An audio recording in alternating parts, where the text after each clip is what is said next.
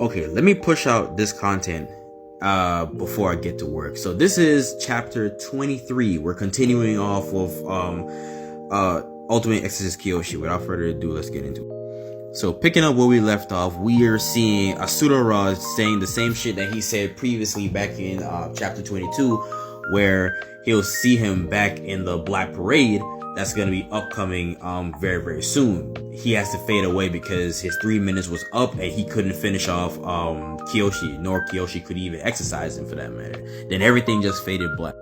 Until Kiyoshi woke up in a hospital with Jack, Joe, Nihon, and Akari all sitting there waiting for his recovery. Reasonably so, they were all happy in the fact that he was alive and, you know, and breathing and shit like that. And then come to find out, Akari was the one that stumbled across Kiyoshi laying in the field that was fighting, and she was the one that brought him to the hospital. You know, obviously he thanks her, my bad.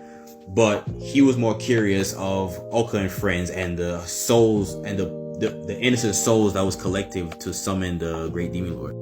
To no surprise, Oka and her friends are fine, but the 100 people and their souls, yeah, them bitches still got took.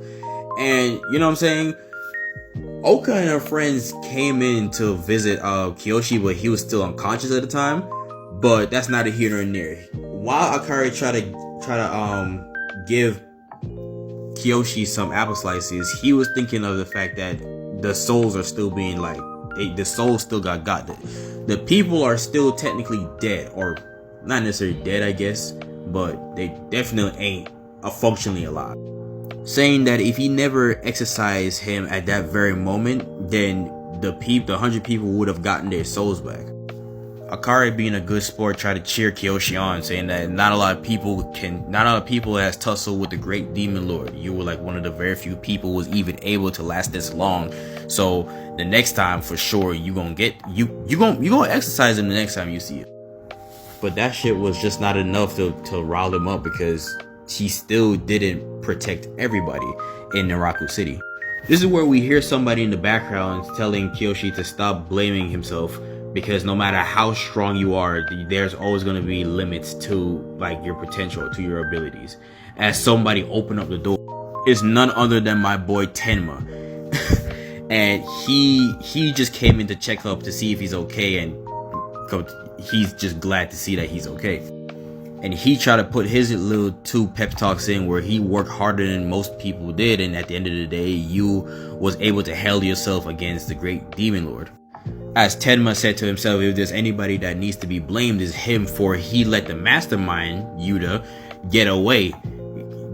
And then we hear somebody on the bottom of Tenma's feet saying, your luck really sucks.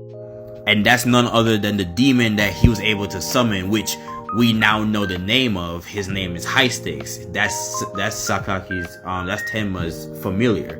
Very similar to like Nihon and Jack Joe shit. Also, it's been a minute, I forgot, but it comes to find out he was a part of the Concordia group. So he was with Tsurugi. He was with Tsurugi.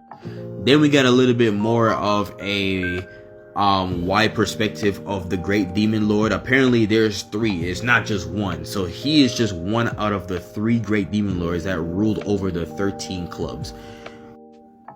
But then besides that, then Kiyoshi started asking Tenma, like, what is the Black Plague?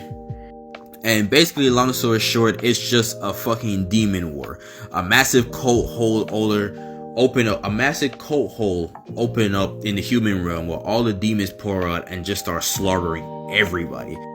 The last time the Black Parade ever happened, a total of 200 people died.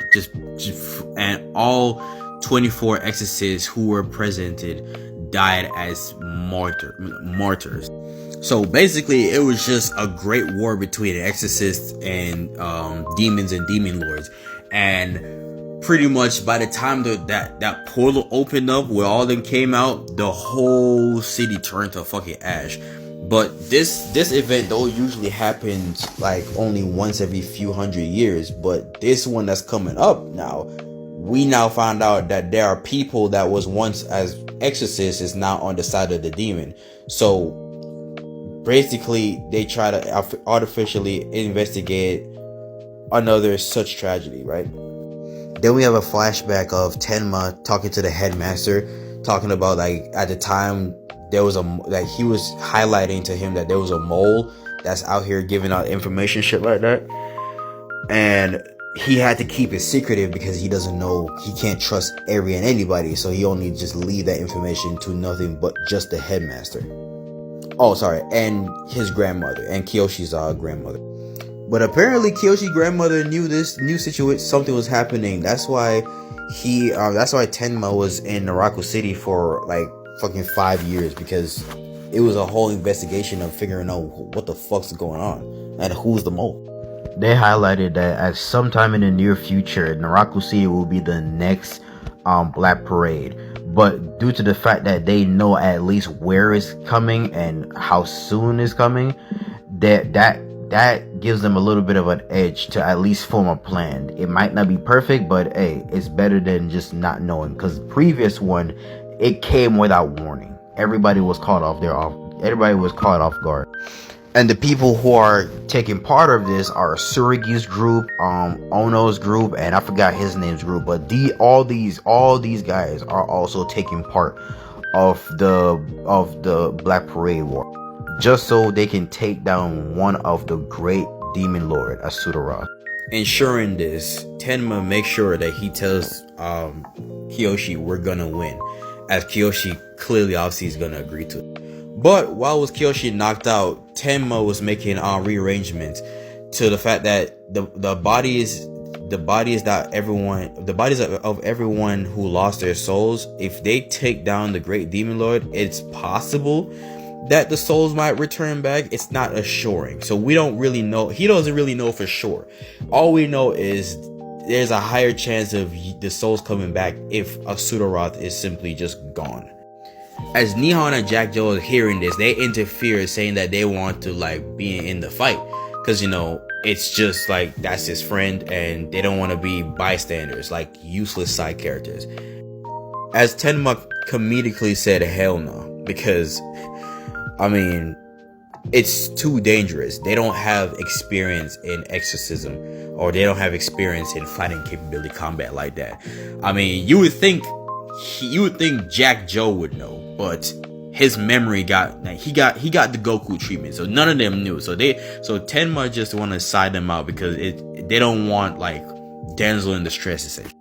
But it's the fact that they're willing to put forth that effort was enough to put a smile and tears on Kiyoshi's face. So he thanks them.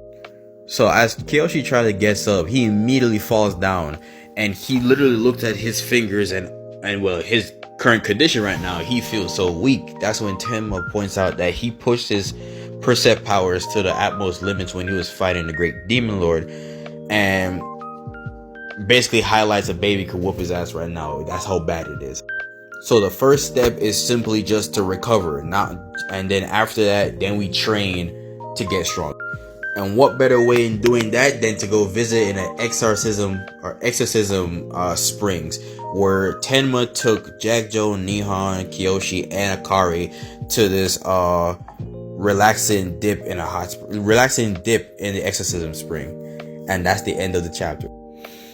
It's gonna take me a little bit to kind of like form my words and make me sound more entertaining for y'all to hear. I know if I replay this, it's just gonna be chopped. So just give me a time. But I'm trying to push out as much of this content, and not only that, be back into the content community, right? Because I personally miss this. I miss y'all. So comment down below and make sure you follow and see what else you like me to know or you want me to review, and I'll review it. Until then, I'll catch y'all next time.